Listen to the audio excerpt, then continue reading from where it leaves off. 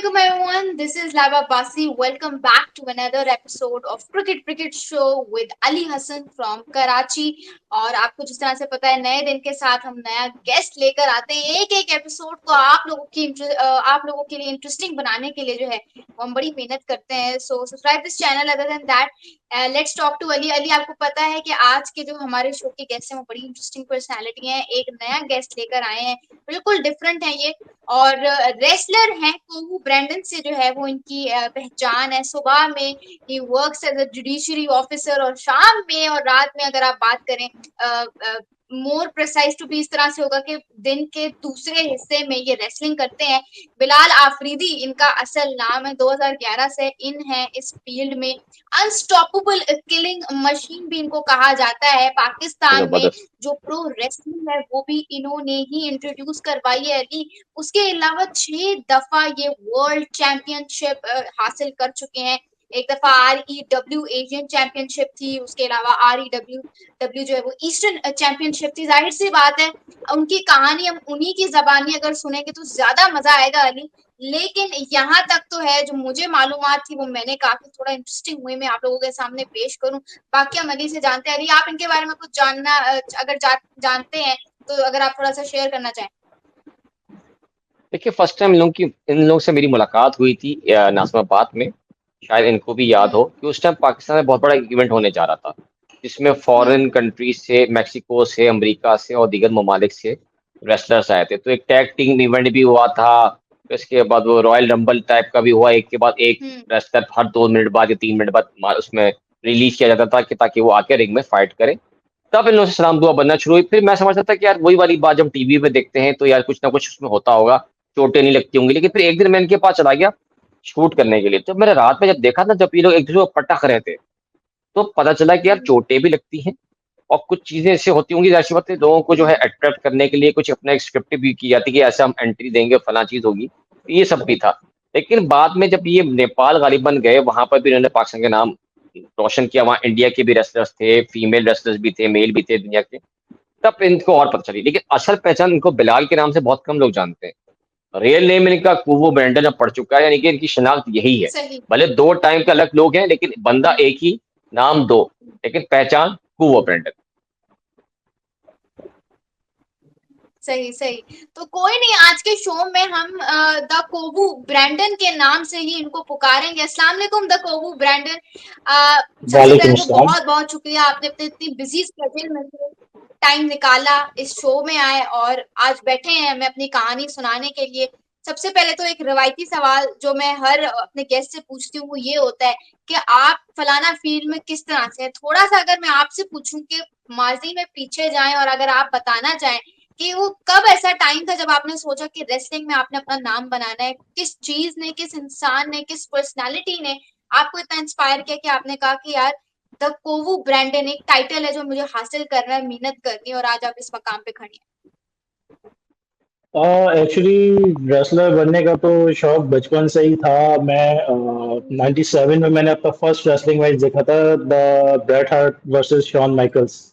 काफी फेमस है, अली भाई जानते होंगे, मॉन्ट्रियल स्क्रू जॉब के नाम से काफी फेमस है। तो उस टाइम मैंने फर्स्ट टाइम देखी थी और मेरी एज उस वक्त 3 इयर्स थी। तो तब से ही मैंने सोचा कि यार मुझे भी रेसलर बनना, और मेरा फेवरेट रेसलर बना शॉन माइकल। और शॉन माइकल की तरह ही जो है बनने का हमेशा वो शौक रहा। तो बस यही यही सोच सोच के बड़े हुए।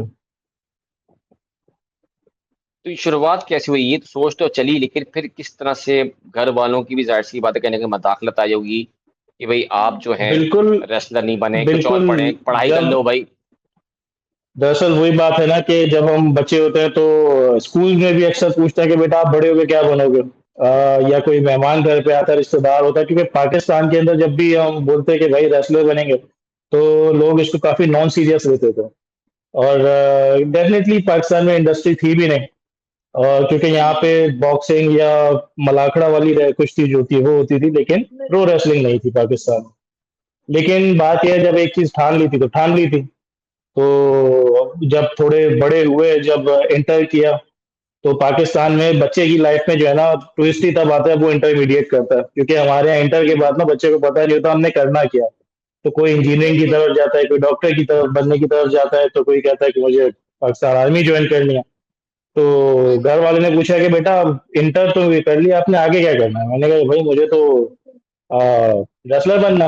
घर वालों ने, बेटा बच्चे हम्म। बच्चे बचपन खत्म हो गया आपका, आप बड़े हो गए हो, तो अच्छा। रेसलर पाकिस्तान में कैसे बनोगे? कोई और स्पोर्ट्स का यहाँ कोई स्कोप नहीं है, और ये वो फलाना ढिमाका, और जिस इंडस्ट्री का यहाँ वजूद ही नहीं है उसका तो कोई स्कोप वैसे ही नहीं होगा। मैंने कहा अच्छा। तो अब मैंने घर वालों को बोला भाई मैं तो कुछ भी यही बनूंगा। तो खैर फिर घर वालों ने कहा ठीक है भाई, जो करना हो करो, आगे अपनी एजुकेशन करो। तो साथ एलएलबी किया और अपनी कंटिन्यू करी एजुकेशन, मास्टर्स किया, और अभी अलहमदुलिल्लाह एलएलएम कर रहा हूँ। लेकिन घर वालों से मैंने कहा भाई मैं जो करूंगा उसमें भी कोई रोक टोक नहीं होनी चाहिए। मैं अपनी एजुकेशन, अपनी करियर, और सिटी कोर्ट में मैंने ज्वाइन करी जॉब जो है।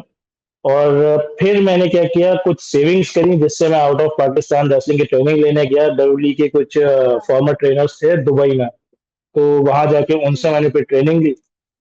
फिर उसके बाद मेरे पास हम्म। दो ऑप्शंस थे कि या तो मैं पाकिस्तान आऊँ या मैं आउट ऑफ पाकिस्तान जाऊँ। अच्छा, अब आउट ऑफ पाकिस्तान यूएसए में यूजुअली ये होता है कि जो हम लोग होते हैं, एशियंस होते हैं, हम लोगों को वहाँ पर ज़्यादा चांस नहीं दिया जाता। तो मैंने कहा क्यों ना किया, let's go back to our country. और जो मेरे जैसे और बच्चे यहाँ पे और जो टैलेंटेड लोग हैं, क्योंकि देखें मैंने देखा है पाकिस्तान में रेसलिंग का शौक रखने वाले अदर स्पोर्ट्स से ज्यादा हैं, इवन क्रिकेट से भी ज्यादा है, लेकिन प्लेटफॉर्म नहीं था इस चीज का।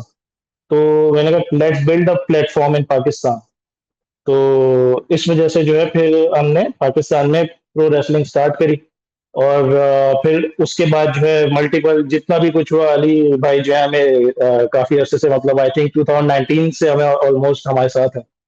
तो उसके बाद फिर जो भी है, rest is the story now. तो अच्छा, थोड़ा सा मुझे करियर का स्टार्ट बताइए, किस तरह से आपने करियर स्टार्ट किया? चले ठीक है, रेसलिंग अब आना शुरू हो गई, कराची में बेस कैसे बनाई, कहाँ से फिर आप लोगों ने अपना स्टार्ट किया कि यार अपनी यहाँ से हम गली मोहल्ले के लड़कों को किस तरह जमा करेंगे या दोस्त अहबाब को करेंगे? आप तो ट्रेन होकर आ गए आप, तो लोगों को घरों से बाहर निकाल कर रिंग तक पहुंचाने का काम कैसा रहा, फिर इंटरनेशनल इवेंट्स तक कैसे गए आप? एक्चुअली हमने लोगों को घरों से बाहर निकालने के लिए और इंटरनेशनल इवेंट्स, ये भी एक काफी इंटरेस्टिंग स्टोरी है। हम लोगों ने स्टार्ट करी थी अपनी एकेडमी एक बहुत ही छोटी सी कच्ची आबादी के इलाके में। आई थिंक नाजियाबाद की तरफ एक कच्ची आबादी थी जहाँ पे हम लोगों ने 24/7 जिम था। तो उसके बाहर एक जो है वो गार्डन था, तो वहाँ हमने थोड़ा सा इम्बियांस वगैरह करके वहाँ पे हमने वीकली शोज स्टार्ट किए, जहाँ के आवाम जो है ना वहाँ पे आती जाई। क्योंकि जब आपको पता है, आपने इवेंट देखा था, जब भी रेसलिंग इवेंट हो रहा होता है तो आवाजें आती हैं, क्योंकि रिंग की जो लकड़ियां हैं उसकी आवाजें धड़म धुड़म हो रही होती है। तो रास्ते में चलते हुए लोग जो है वो अंदर आके देखते थे कि भाई हो क्या रहा था, और हम लोग वहां पर वीकली रेगुलर शोज करते थे। तो अकेडमी हमने उस टाइम रिंग ऑफ स्लैम के नाम से स्टार्ट करा था। तो काफी जो है फिर इस तरह जो है हमारे पास उस वक्त वीकली बेस पे जब तक हम चल रहे थे, बेशक वो कच्ची आबादी का इलाका था, लेकिन कराची के एक एक बड़े से बड़े लग्जरियस एरिया के जो है लड़के भी हमें अप्रोच करते गए, और जिनको शौक था, जिनका पैशन था रेसलर बनने का, वो हमें ज्वाइन करते गए। जिसके बाद जो है वो बहुत सारे वो हमारे पाकिस्तानी रेसलर्स लाइक जॉर्डन या जीके ये बनते गए। तो ये हमारा जो है स्टार्ट था। फिर उसके बाद एट्रियम मॉल ने हमारा साथ दिया, जिसमें एट्रियम मॉल के जो पहला हमारा इवेंट था, 3 डे इवेंट हुआ था। और उसके बाद जिसकी उसकी कवरेज भी एआरवाई ने फर्स्ट टाइम करी थी। तो उस अच्छा। इवेंट के बाद से जो है समझ लें हमारा, मतलब हम रुके नहीं थे, उसके बाद आगे कंटिन्यू होता गया। और उसके बाद फिर एक एक्सपो में इवेंट हुआ हमारा, ड्रीम वर्ल्ड में हुआ, जहाँ अली भाई से हमारी फर्स्ट टाइम मुलाकात हुई। फिर एटीएम में हमारा एवरी ईयर जो है 4 इवेंट्स होते रहे। फिर इंटरनेशनल हमारे टूर्स स्टार्ट हुए, फिर बाहर से अच्छा। हमारे चैलेंजेस आना स्टार्ट हो गए। तो इस तरह अभी तक कंटिन्यूटी में हैं हम लोग। बिलाल, मुझे थोड़ा सा ये बताएं कि एक रेसलर के लिए जो उसका नॉर्मल दिन होता है वो किस तरह का होता है, उसकी रूटीन क्या होती है, उसकी ट्रेनिंग क्या होती है, उसकी ट्रेनिंग का सबसे मुश्किल हिस्सा क्या होता है? क्योंकि एक रेसलर बनना बिल्कुल आसान नहीं, उसके लिए आपको जिगरा चाहिए बहुत ज्यादा। तो थोड़ा सा आप बताना चाहेंगे एक पूरे प्रॉपर डे रूटीन के बारे में, अपनी सबसे toughest part of your training, what is it?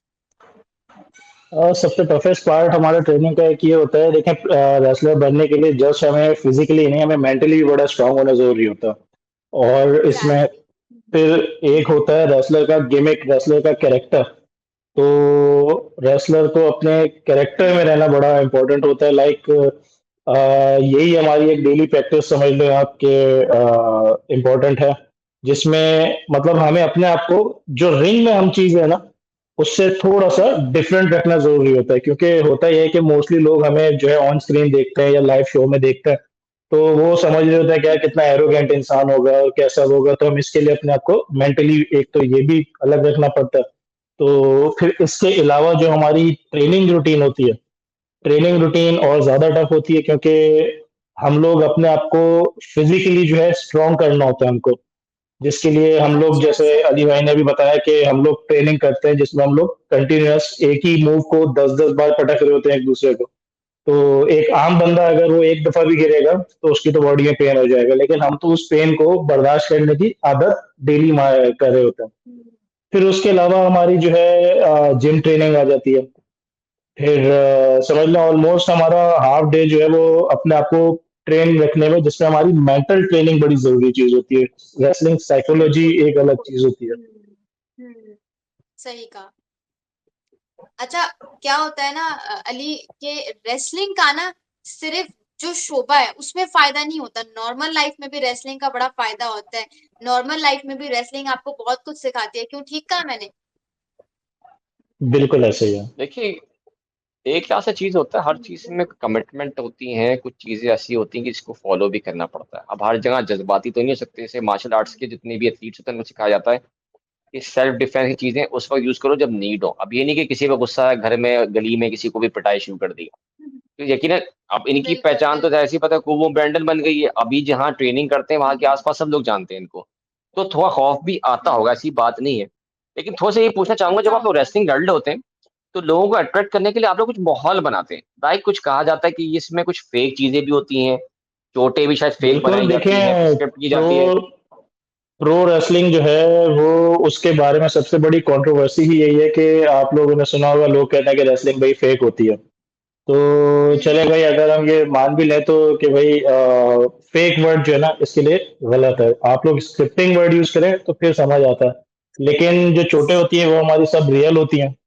और हमें जो है क्योंकि देखें, pro wrestling is a part of entertainment और दुनिया का सेकंड मोस्ट व्यूअरशिप वाला स्पोर्ट है। लाइक हुँ, नंबर वन पे आपको पता है फुटबॉल है, जिसका तो कोई मुकाबला नहीं है। लेकिन जो सेकंड मोस्ट व्यूअरशिप वाला जो स्पोर्ट है वो प्रो रेसलिंग है। और प्रो रेसलिंग का रीजन क्या है कि ये अदर कॉम्बैट स्पोर्ट से जो है डिफरेंशिएट इसी वजह से कर दिया क्योंकि इसमें एंटरटेनमेंट है। लाइक इसमें हमारे पास कुछ सेगमेंट्स होते हैं कि मेल और फीमेल भी आपस में अगर सामने हो गए तो वहां पे हमें पब्लिक को अट्रैक्ट करने के लिए कुछ सेगमेंट बना दिया। लाइक मतलब मेल जो रेसलर है वो थोड़ा सा एरोगेंस दिखा रहा है फीमेल को, तो फीमेल ने उसको स्लैप कर दिया, जिसके बाद ऑडियंस काफी जो है वो उसमें इंटरेस्ट लेने लगती है।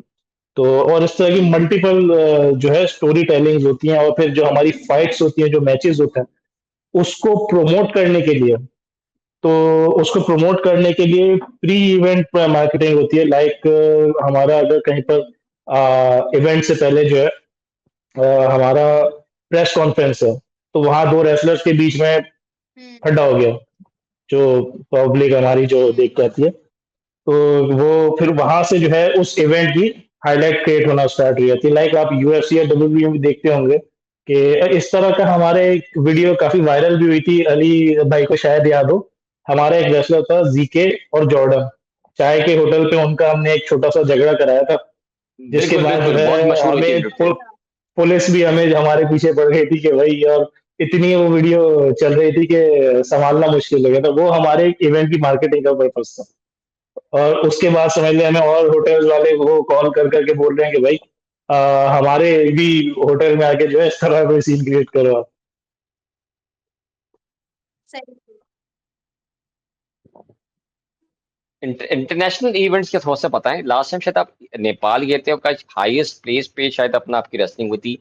तो उसमें आपने इंडिया के भी ओपोनेंट थे, कौन चैलेंजिंग थे, ये फीमेल ओपोनेंट, किससे लड़ने में ज्यादा मजा आया और क्या उस टाइम माहौल होता है जब ट्राइबल्स कंट्रीज के जो हैं वो एथलीट्स आपके साथ मध्य मुकाबले आते हैं? हाँ, सबसे ज्यादा जो है मेरे कुछ फैन मुझे जो है इंडियन स्लेयर भी बोलते हैं इसी वजह से। मुझे चैलेंजेस इंडिया से काफी आते हैं। और अब तक जो है इंडियंस के साथ मेरी 2 फाइट्स रही हैं, जिसके अंदर मैं इंडिया के अगेंस्ट अनडिफीटेड हूँ अब तक। तो लास्ट टाइम हमारा इवेंट बेसिकली होने जा रहा था वर्ल्ड रिकॉर्ड के लिए ना, हाईएस्ट एल्टीट्यूड के लिए होना था, ये काला पत्थर के ऊपर ना, जो सिचुएटेड है हमारे माउंट एवरेस्ट के ऊपर। तो अब तो खैर वो हम्म। 3-4 महीने गुजर गए, तो माइंड से उसका मुझे याद नहीं है कितना वो हाइट पे था, लेकिन इतनी हाइट पे आज तक डब्ल्यूडब्ल्यूई का भी रेसलिंग इवेंट हुआ नहीं। तो अनफॉर्चुनेटली उस टाइम हम लोग वहां तक नहीं पहुंच हम्म। सके, क्योंकि बीच में हमारा जो हेलीकॉप्टर था उसने साथ छोड़ दिया, तो वहां तक फिर नहीं पहुंच सके हम। हम्म। और मेरा जो है फिर, क्योंकि 14 डेज का वीजा था, तो वो एक्सपायर होने वाला था, तो वो मैच फिर हमें जो है नॉर्मल अकेडमी में फिर वो करना पड़ा, जिसके अंदर मैं विक्टोरियस रहा। लेकिन वर्ल्ड रिकॉर्ड के लिए अगेन अटेम्प्ट करेंगे इंशाल्लाह। और इस टाइम कोशिश ये है कि हेलीकॉप्टर जो है वो भी साथ दे। वो एक्चुअली लोकेशन ऐसी है जहाँ पे मतलब पहुंचना इजी है नहीं। तो वहाँ की जो फीमेल्स थी, क्योंकि जो वहीं की जो है रिहायशी थी, उन्होंने अगेन अटेम्प्ट किया इस चीज को, तो फीमेल्स का तो वर्ल्ड रिकॉर्ड उन्होंने बना लिया इस इवेंट का।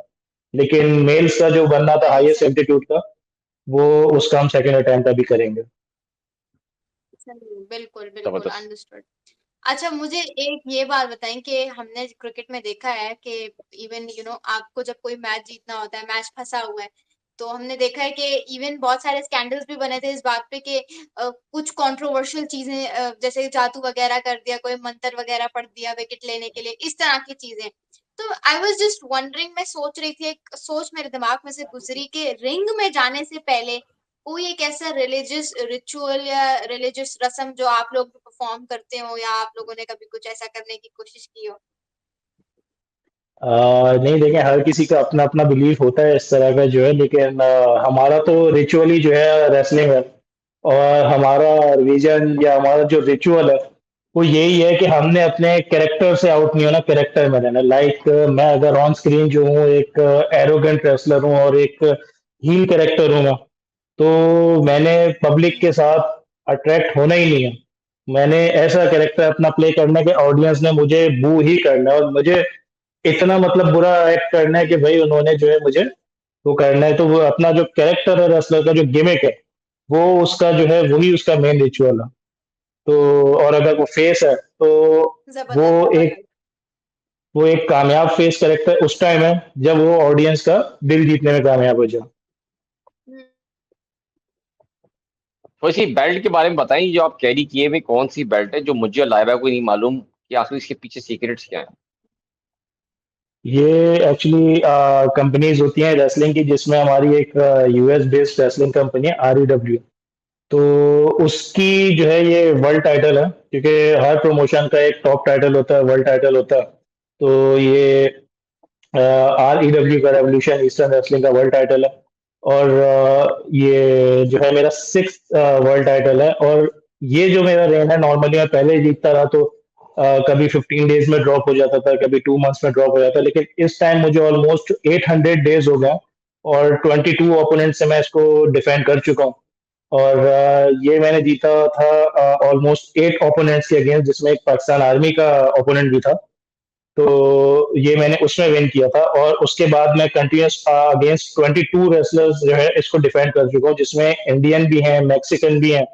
तो और कंटिन्यूस अभी इसी को डिफेंड करने के लिए मेरे कुछ आगे टूर्स और हैं, लाइक वंस अगेन नेपाल का टूर है, चाइना का टूर है, यूएस का है, और थाईलैंड है, मलेशिया है। तो कंटिन्यूस जब मैं जो है इसकी अभी डिफेंडिंग कर रहा हूँ, और ऑलमोस्ट 800 डेज हो गए, जो कि अब तक रोमन रेंस के डब्ल्यूडब्ल्यूई वर्ल्ड टाइटल के बाद सेकंड लॉन्गेस्ट रेन है। अच्छा, अब इंटरनेशनल रेसलर्स से तो ऐसे हर किसी की ख्वाहिश होती है मिले, क्रिस मास्टर्स पाकिस्तान, ऐसे पर कालीटो, वेड बैरेट और दीगर लोग क्या है, चाहे वो WCW के हों या दीगर हों। अभी तक किससे आप मुलाकात कर चुके हो, किससे मिलने की ख्वाहिश है कि आप चाहते हो कि मैं उस जैसा बन के दिखाऊं। एक्चुअली जिससे अब तक मुलाकात हुई है, लाइक वेड बैरेट से हुई है, सैमी गवारा से हुई है, एल्बर्टो डेलियो से हुई है, राइनो से हुई है, और कार्लिटो से हुई है, क्रिस मास्टर्स से हुई है, और इंडीज के काफी रेसलर्स से मुलाकात होती रही, क्योंकि इंडीज के तो रेसलर्स को हम यहाँ काफी बुलाते हैं। और जो जो ख्वाहिश है जिससे मिलने की, वो हमारे 3-4 रेसलर ऐसे थे जिनसे मिलना चाहता है, जिनमें से एक का तो मुझे बड़ा अफसोस है आज तक। One of my all time favourites Razor Ramon से मिलने का बड़ा शौक था, लेकिन 2022 में उनकी डेथ के टाइम पे जो है लिटरली मुझे तो रोना आ गया था, क्योंकि मैं चाहता था एक बार एटलीस्ट मैं रेजर रेमन से जरूर मिलूं। फिर दूसरा बड़ा हमारा नाम है वो भी। एक, बिल्कुल, और एक विश अभी यही है कि इससे पहले और किसी के साथ कुछ हो, शॉन माइकल और एक जेबीएल, इन दो से जरूर मुलाकात हो जाए। चलें, जबरदस्त भाई, इंशाल्लाह ताला हो। और ये गालिबन लाइबा का इंटरनेट कनेक्टिविटी कोई इशू है जिसकी वजह से वो डिसिपेट हो गई हैं, लेकिन दोबारा से वो आ जाएंगी तो यकीनन वो भी सवालात करेंगी। अच्छी गुफ्तगू हुई आपसे। अच्छा, थोड़ा सा मैं एक सवाल करूंगा, जो ये रिंग आप लोग बनाते हैं उसमें ये धड़म धड़म की आवाजें क्यों आती है? जब आप किसी को पंच मार रहे हो फिर भी धड़म की आवाज आ रही होती है, तो ये क्या अट्रैक्ट करने के लिए साउंड इस तरह की जनरेट की जाती है या कोई और बात होती है? नहीं नहीं, साउंड जनरेट नहीं की जाती है। नीचे जो रिंग में होता है हमारे, एक उसमें जो है ना लकड़ी का स्ट्रक्चर लगा हुआ होता है, जो हमारे लकड़ी के जो होता है। तो अब उसमें हम किसी को फेंकते हैं तो उसमें से आवाज आती है। और फिर रिंग के नीचे लगे होते हैं स्प्रिंग्स, उस स्प्रिंग की वजह से जो है ना वो आवाज और ज्यादा तेज हो जाती है। फिर अब वो किसी को पंच मारने के बाद भी आवाज इसलिए आती है कि रेसलर जो है वो हाथ खींच के ला रहा होता है, तो वो उसका जोर लगता है। और वो जोर इंसान का, जाहिर सी बात है, पूरी बॉडी पैरों के बेस पे खड़ी हुई होती है। तो आप रिंग में कुछ भी किसी को मारो तो पैर तो आपके एक्सर्शन क्रिएट करते हैं, जिसकी वजह से तब भी आपको इसकी आवाज आएगी आएगी। अच्छा, मेरी तरफ से आखिरी सवाल है, शायद मुश्ताक गालिबन लाइबा भी ज्वाइन करते हैं, कि जिस इलाके में अब आप लोग रेसलिंग की ट्रेनिंग करते हैं वो जाहिर सी बात है वो आपने रूफ टॉप पर बनाया हुआ है, तो आस बिल्कुल। पड़ोस के लोग जो हैं जो वहां पे रहते हैं, रिहायशी इलाका भी है, तो वो क्या मायूब समझते हैं, कोई बुरा समझते हैं कि भाई क्या हो रहा है, नींदें हराम करने आ गए, गलत राह दिखा रहे हैं यंगस्टर्स को, ये रेसलिंग में आओ, जान का खतरा भी है, क्योंकि रिस्क फैक्टर यहाँ पे कोई सेफ्टी मेजर्स नहीं है पाकिस्तान में, कोई कायदे कवानीन जो मैं बिल्कुल। जानता हूँ ऐसे नहीं बने हुए। उस पे क्या कहेंगे आप? नहीं, इसमें ये है कि अभी हम जहाँ पे ट्रेनिंग करा रहे हैं, इधर हमें आज तक किसी से कोई शिकायत नहीं है, क्योंकि अभी जो हम जिस जगह पर है ये कमर्शियल प्लेस है। तो आस पड़ोस में जो है वो रिहाइश नहीं है इतनी, बराबर में हमारे जो है वो आइसक्रीम पार्लर है, और उस आइसक्रीम पार्लर के ऊपर जो है जिम बना हुआ है। और नीचे जो है वो दूसरी मार्केट बनी हुई है, लाइक शू मार्केट है आई थिंक। तो यहाँ पर तो कोई वो शिकायत नहीं। हाँ, इससे पहले हमने जिस कच्ची आबादी में पहले स्टार्ट किया था वहाँ इश्यूज होते थे क्रिएट। फिर उसके बाद आपसे हमारी जहाँ पे मुलाकात हुई थी नाजमाबाद में, उस जगह पे भी इश्यूज होते थे, क्योंकि बराबर में बिल्कुल मस्जिद थी। तो बिल्कुल। डेफिनेटली हम जब इवेंट इवेंट कराते थे तो मस्जिद वालों को उसमें एतराज होता है, क्योंकि जब एक रेसलर का टीम प्ले होता है तो जी, उसमें, क्योंकि एंट्रेंस है। रेसलर जो है एंट्रेंस जो है रेसलर की एंट्रेंस जो है विदाउट थीम वो होती नहीं है। तो उस थीम की वजह से मस्जिद को काफी एतराज होता था।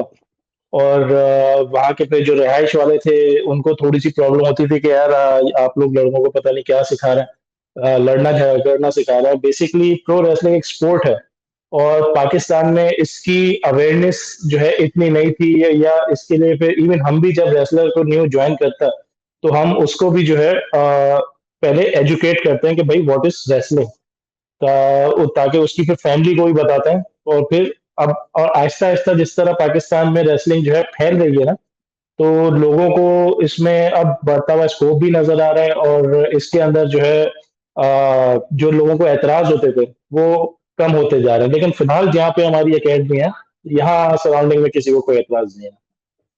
और सेफ्टी मेजर्स का बताइए कि उसमें अगर कोई खुदा ना खास्ता जानलेवा साबित हो फिर क्या करते हैं आप लोग, अगर हो जाए खुदा ना खास्ता, कोई इसके लिए भी माइंड बनाया होता है कि पॉलिसी होनी चाहिए कोई? बिल्कुल, इसमें हमने ये किया हुआ है कि जो भी, क्योंकि डेफिनेटली वही आपने जो शुरू में बात करी कि हमारे पास यहाँ पे इतनी सहूलियात नहीं है पाकिस्तान के अंदर, हाँ। तो बिल्कुल। हम पहले ही जो है हमारा जब कॉन्ट्रैक्ट कराते हैं, ज्वाइन कराते हैं, तो उसमें हम अंडरटेकिंग ले लेते हैं कि भाई आप जो ज्वाइन कर रहे हो आप अपने रिस्क पे ज्वाइन कर रहे हो, अपनी मर्जी से ज्वाइन कर रहे हो। तो अगर आपके साथ कोई भी रिंग में मतलब इंजरी हो जाए तो उसके जिम्मेदार आप खुद होगे। लेकिन अभी हमारे रिसेंट कुछ ईयर्स के अंदर जो है हमारे साथ अब काफी कंपनीज और एज अ स्पॉन्सर हमारे साथ जुड़ रहे हैं। तो इसमें एक जो है हमारी इंश्योरेंस कंपनी और एक मेडिकल कंपनी है जो हमारे साथ जो है जुड़ रही है। तो इंशाल्लाह जबरदस्त। हमारा अपकमिंग इवेंट होगा तो उसमें पता चलेगा, जिसकी वजह से होगा ये कि हमारे जो जितने भी पुराने जो रेसलर्स हो गए उनको इंश्योरेंस मिलेगा, मेडिकल मिलेगा, और उसके बाद जो है जो मेडिसिन कंपनी है उसको उसकी तरफ से भी जो है काफी ह्यूज स्पॉन्सरशिप वो है, और हो सकता है उस इवेंट में हम लोग क्रिस जेरिको और जॉन मॉक्सली को पाकिस्तान लाने में कामयाब हो जाए। जो कि WWE के रेसलर्स हैं, और जाहिर सी बात है कि बिल्कुल, पाकिस्तान अगर वो भी आते हैं तो यकीनन एक बूस्टअप मिलेगा। मेरी तरफ से तो बहुत बहुत शुक्रिया, बिल्कुल, बहुत अच्छी बातें एग्जैक्टली। बताएं कि भाई जो मेहनत आप लोग कर रहे हैं उसका अब सिला मिलने जा रहा है, कि आपके साथ एक इंश्योरेंस कंपनी भी अटैच हो रही है, दीगर चीजें भी हो रही हैं। लाइबा का थोड़ा नेट कनेक्टिविटी थी, थोड़ा सा मिसिंग कर गई, लेकिन लाइबा क्लोजिंग आप ही ने करनी होती है, तो लाजमी बात है कि रीति रिवाज को बरकरार रखें और आप खुद ही शुरू हो जाएं। बिल्कुल, बिल्कुल, बहुत शुक्रिया बिलाल, कि आप इस शो में आज आए। बहुत इंटरेस्टिंग बातें बताई आपने, रेसलिंग के करियर के बारे में बताया, कितना मुश्किल होता है, कितना टफ होता है इसको आगे लेकर चलने में। अनफॉर्च्यूनेटली मैंने अभी बहुत सारे ऐसे इंटरेस्टिंग सवालात थे जो आपसे करने थे, लेकिन इंशाल्लाह नेक्स्ट टाइम, आज पाकिस्तान में कनेक्टिविटी का मैटर्स की वजह से जो है वो शो का टाइम हम आगे नहीं बढ़ा सकते। Other than that, thank you so much. This is lab Abbasi along with Ali Hassan signing off.